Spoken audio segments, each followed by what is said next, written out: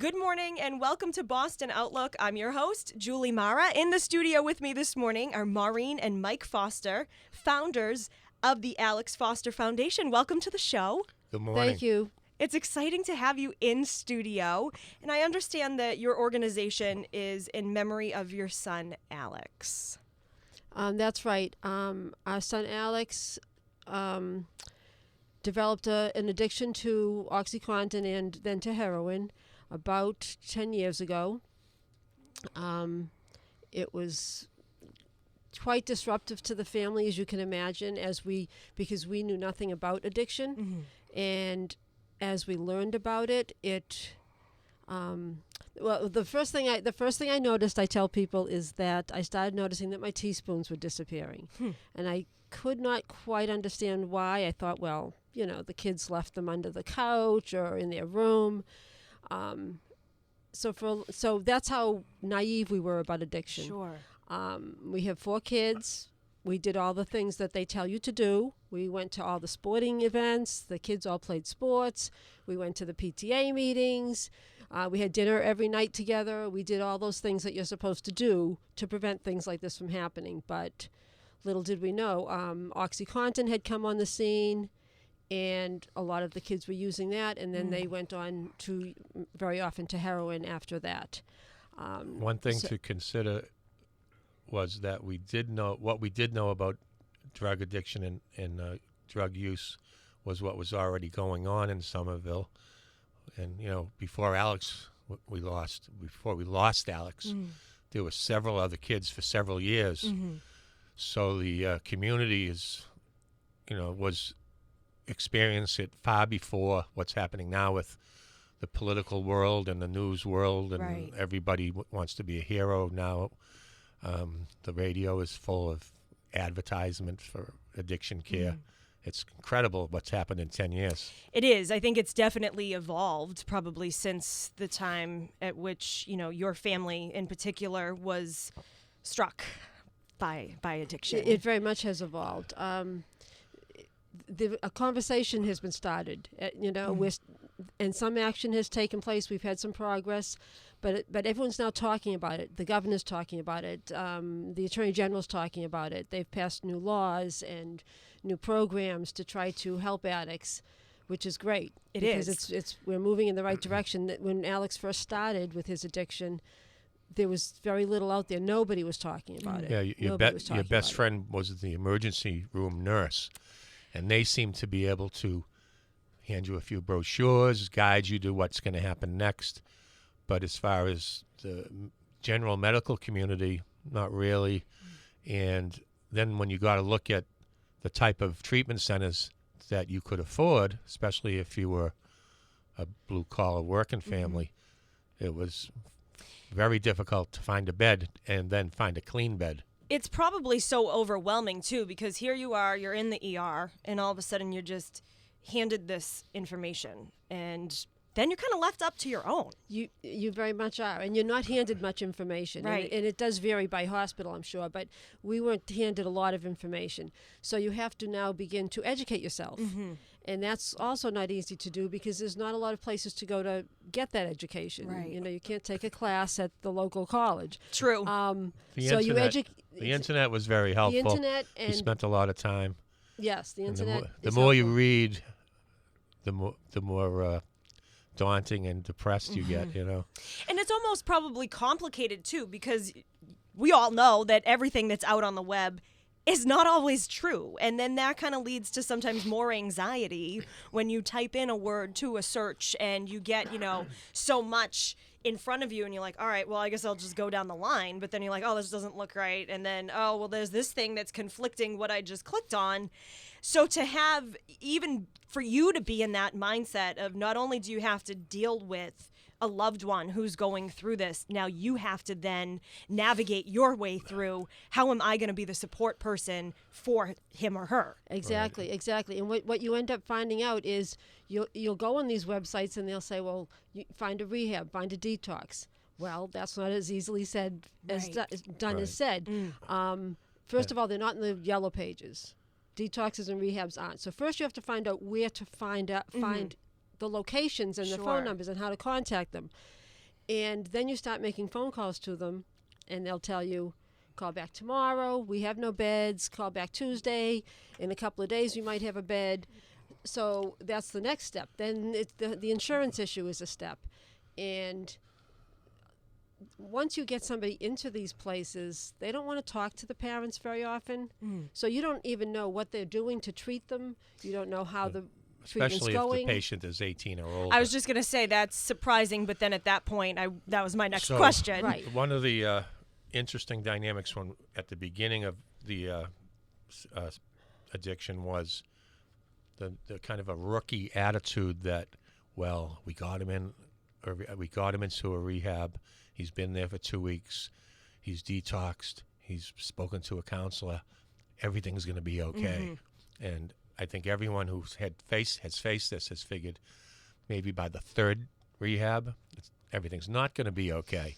And, so there's that little denial thing that, Sure. yeah, I know on the internet it said it's a 40% recovery rate and, 80% of the addicts out there relapse. And so you start looking at statistics and you go, oh, my God, And where do I fit into this? Right. I right? specifically remember we had a family meeting with our 3 daughters right at the beginning, and we all sat down. I said, look, girls, you got to realize that our lives have changed forever because of this. That's right. And there's no easy way to deal with it. And it's true. Everybody I know has sent their kid to detox and thought, well, it's like sending them to the hospital to recover from the flu. Right.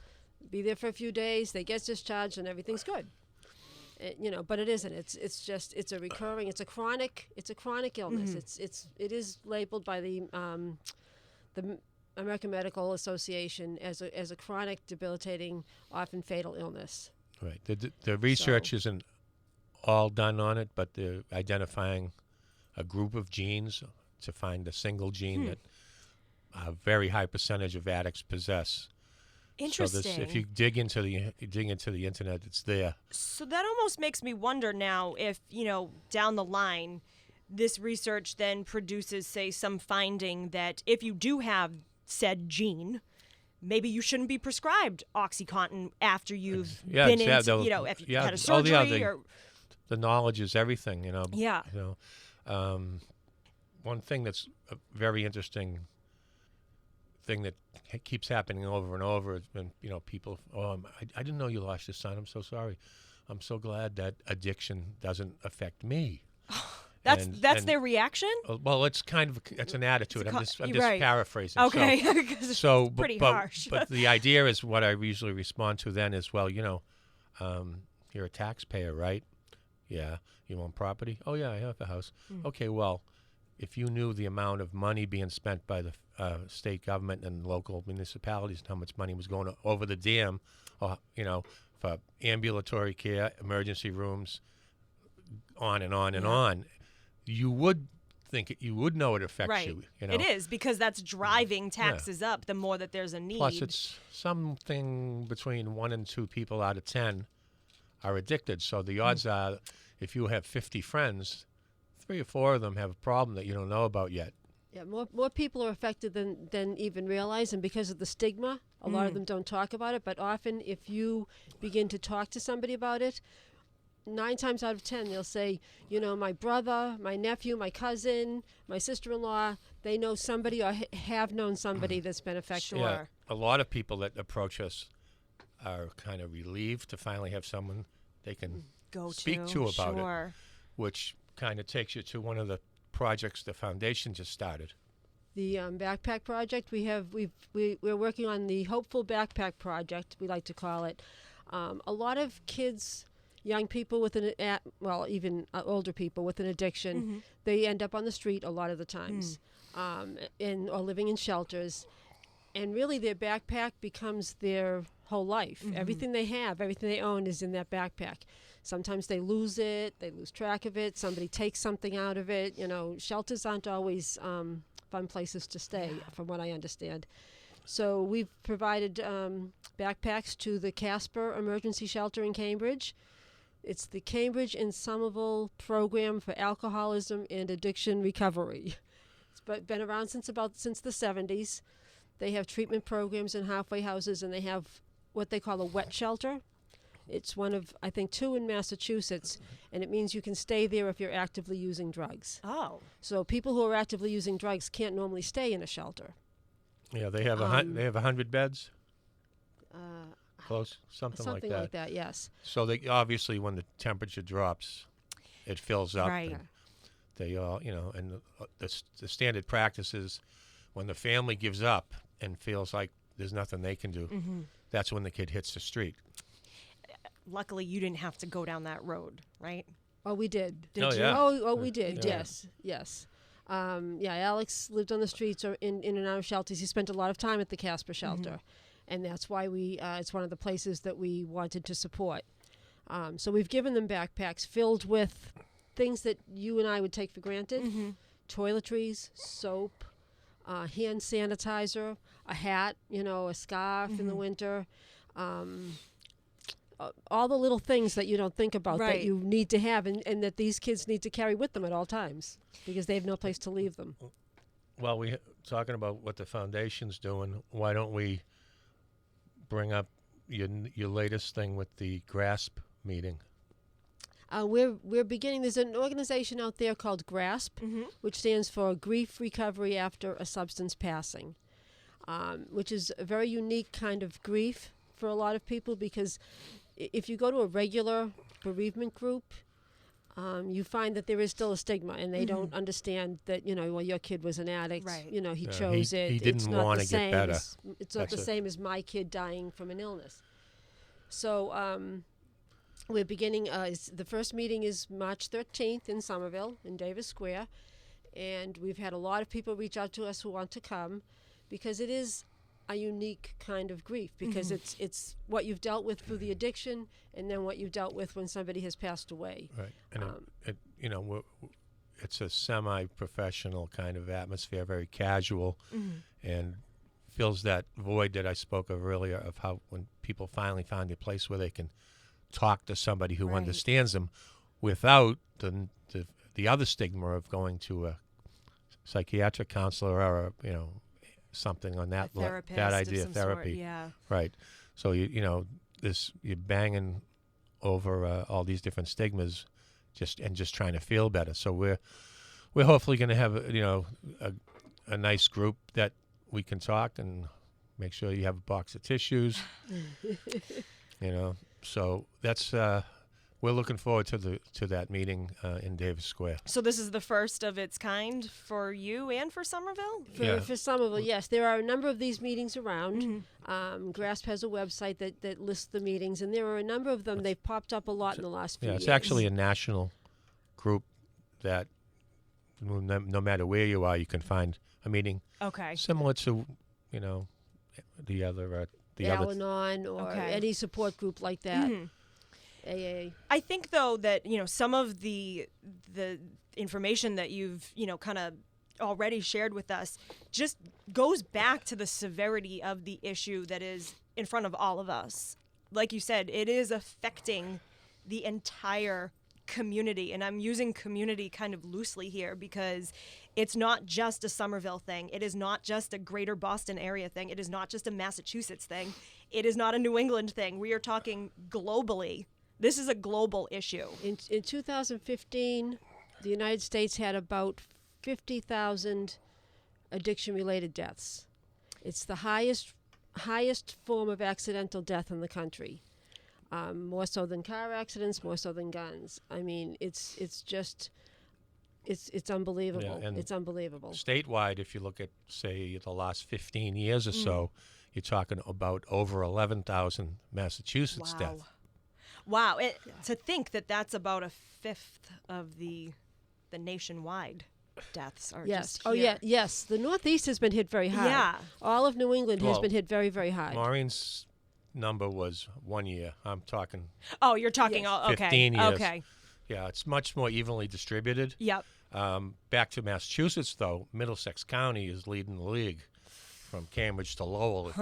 If the listeners don't know Middlesex County and all those towns in between, and there's been substance deaths in every town in Massachusetts, and you can imagine the ones that are hit the hardest would be the blue-collar type towns, Somerville, Cambridge, Fall River, Fitchburg, and so on and so on. That stuff's on the state website if someone wants to look at it. It's easy to find. But The suburbs average, are also being hit yeah, hard. and it does cross socioeconomic Sure. lines. There's just as many affluent families losing kids as non, and it all goes back to who's talking about it. When we first lost Alex, another one of my sit-downs was about how we weren't going to be quiet about it. We were going to tell the neighbors. We were going to tell everybody. Well, and I think And- that's huge, though, because then you're not embarrassed about it, and it's nothing that you should be embarrassed about.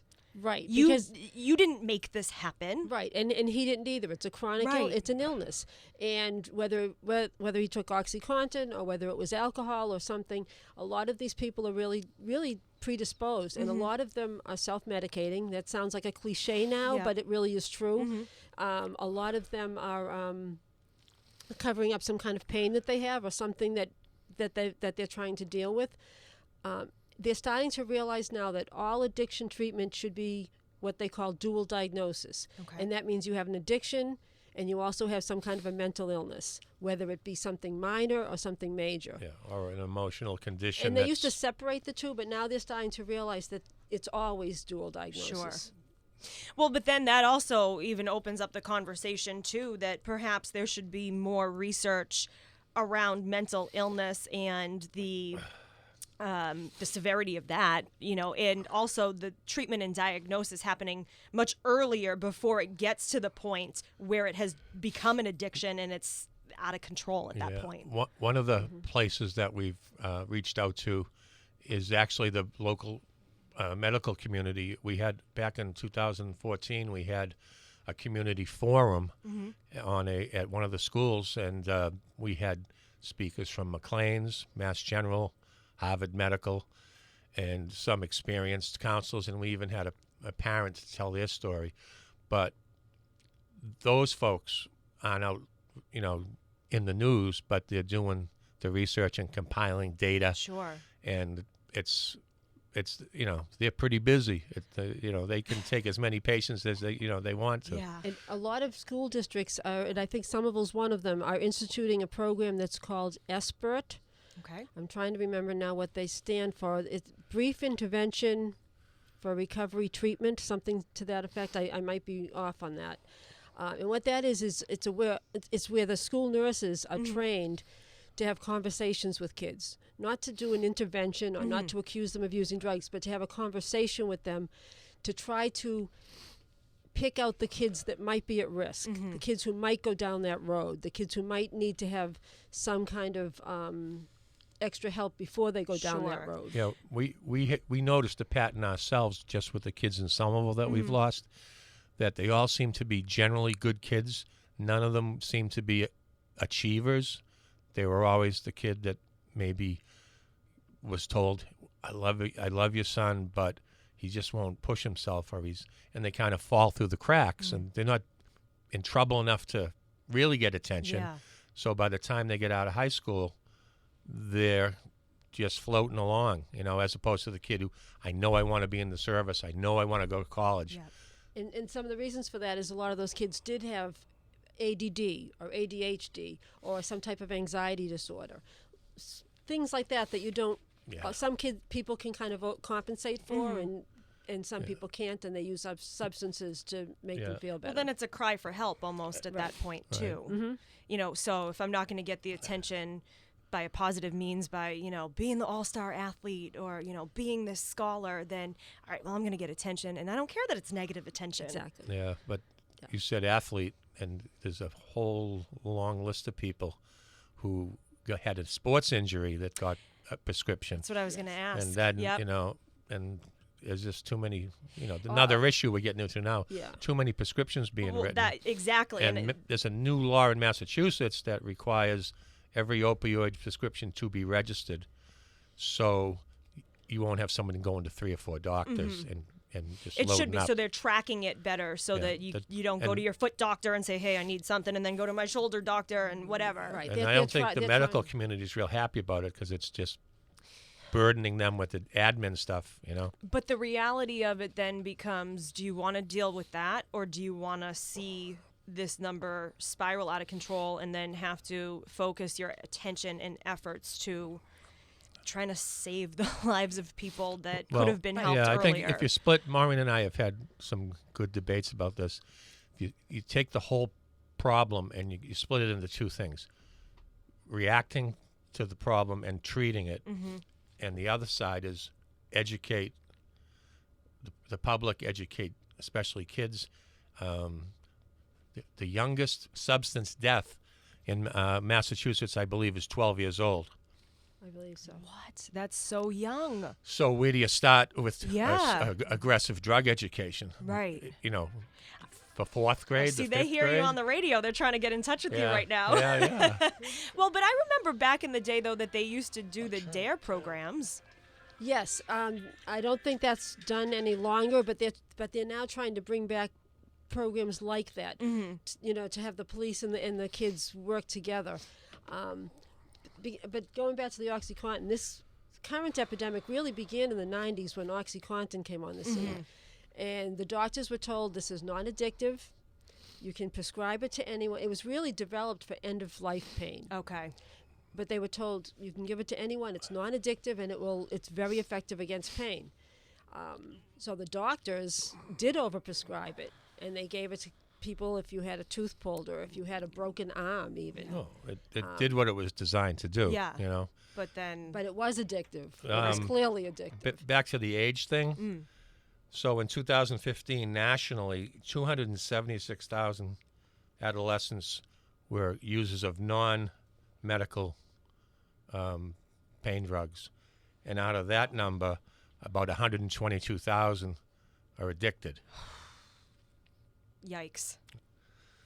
And Massachusetts, oh God, in the last 3 years is still up about 20% a year. Wow. So it's It's not getting better anytime Yeah. soon. I'm looking at our time here. You know, we're so involved in, you know, addiction, how it's affected your family, how you've been doing work to educate, advocate, and really support not only the city of Somerville, but the surrounding areas. I know you have an event coming up on Friday night. We do. The 10th. We do. Our event is called Rock and Hope. So we intend to rock and we intend to have hope for the future. It's March 10th, Friday night at the Irish American Club. In It's Malden, our first in Malden. Malden. It's our first fundraiser. Oh, this is the first one? This is the first time Yeah. we've had to raise money. Yeah, We've we've had very generous strong donations support from friends family and members and Yeah. friends. Yeah.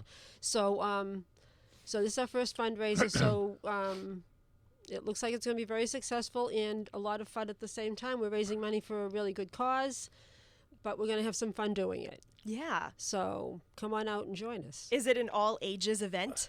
Well, it is. It's mostly going to be adults. Sure. I believe my 3-year-old granddaughter will be there Aw, for cute. at least part of the time. Yeah, But, bring earplugs for the kids. But we have a great band coming. They're called One Mo Time. And we should have fun. Nice. So the monies that are raised on Friday night, of course, are going directly to the foundation. And can you talk, you know, I know you've said that, you know, you have linked up with the Casper shelter in Cambridge, getting the backpacks. Obviously, one backpack, I'm sure, costs upwards of, maybe $50 by the time you're all done? Approximately $50 And for we're the not talking. backpack Yeah, filled we're not with talking about items. LL Bean. We're Right, talking, I assumed that it was just water a resistance, backpack. not what Yeah. we you know the funny backstory is I went to every backpack manufacturer you could think of, and no one was interested in helping or donating or just discounting. Maybe they're listening this morning and can help you Yeah, out. Maybe they are. Even that big sports company right across the street over there. Does it have to be a backpack? I Well, think this- it's important to be a backpack. I think because, as I said, if you're going from shelter to shelter, or living on the street, you know, roaming around during the day because you have no place to go during the day, you have to have a place to carry your things. Right. Casper has a room that they accept clothing, sheets. The amount of stuff they go through is incredible. Yeah. Winter coats, and that's a good time for retailers to donate. Those would be in the summer when you want to get rid of them anyway. Yep. So, if someone wants to get into that, contact the CASPA program in Cambridge, the emergency shelter, as they call it, on their website. And just to give a shout out to MIT, MIT provides the land. The shelter is actually on the campus of MIT. And they, many years ago, provided the land and helped them build their building, which is now their shelter. Right. So we have just a couple minutes left. I'd like to kind of close up with you giving advice to anybody, whether it's somebody who's suffering themselves from addiction, whether it's, a parent who's wondering if their child or teen is an addict, or a family member. What can you say to them to kind of leave them with the hope this morning? I would say if you don't think this can happen to you, you're wrong, because it can happen to you. I used to attend an addiction support group for people dealing with a loved one's addiction. And when you looked around the room, you didn't see what you might think you'd see. Yeah. It looked like you were at a PTA meeting. They were older, middle-aged, mothers and fathers who never thought they would be sitting at that meeting. On our website, on one of the articles that's posted, it's lists the type of symptoms that you would look to, that when we were in that situation, we were either in denial or I didn't recognize it. And once you see the list, it makes it, I wish I could rattle it off right now, but I don't want to do that because it'll be wrong. But it's there on our website. It's there on the internet. And parents who are listening, mentors who are listening, look for the signs. Denial is a huge thing because you don't want to believe it, but don't get caught up in that. Be proactive, ask questions. If you find something that you don't know what it is, find out. Talk to your kids, talk to their friends. It's easier to get information now, I think, than 10 years ago. Oh, even just the social media platform, you never know what they're, posting out there that could be, like we said, a cry for help in some way, shape, or form. And, this doesn't mean to become hyper sensitive to every single thing that you see, but at the same time, it's just another avenue that you have to be aware of too, And I think everybody can benefit from taking a look at that list that you're describing from your website. I mean, when I was reading the story about your son, Alex, and what you shared with us at the beginning of our conversation, the teaspoons disappearing, it seems so random. Oh, maybe they're eating more ice cream or cereal. Like you could put so many, stories behind why it might be that, I don't have a teaspoon right now, right. And so if you think you don't need to learn about addiction, which I didn't think I needed to learn about addiction, when you'd go to the schools and they'd talk about addiction and look out for this and this is what you should do. I mean, we did all those things, but not intentionally because we didn't have that kind of family that would have a heroin addict in it. Attending wake after wake, we never thought that this is something we need to prepare for. Right. And that's the real kick that you get as a parent, and you get into a whole guilt spin and all this stuff, So which is really the motivation that we're ourselves and our daughters and our family who's helping us, is to try to get people to not experience what we've been through. Well, one last time, I'm going to let people know that this Friday, March 10th, at the Irish American Club in Malden, you're hosting an event, Rock and Hope. It's a $40 donation. What does that include? That includes dinner from Dom's in Malden. Ooh, yum. Yes. And it includes dancing. Nice. To your heart's content, and it includes the chance to buy some raffle tickets. And to come out and meet you. That's right. Yeah, the music. And we have we actually have a soloist singing a couple of songs. Inspirational side of it. She's nice. She sings with the BSO orchestra. Awesome. Yeah, Very so she's wonderful. Laura Sanscartier. Say that 10 times, right?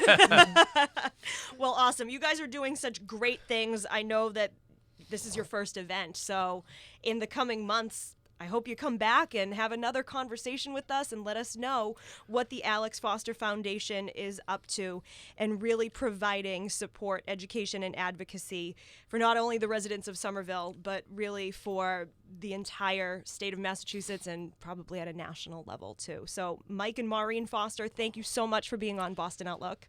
Thank You're you welcome, for having and thanks us. for having us.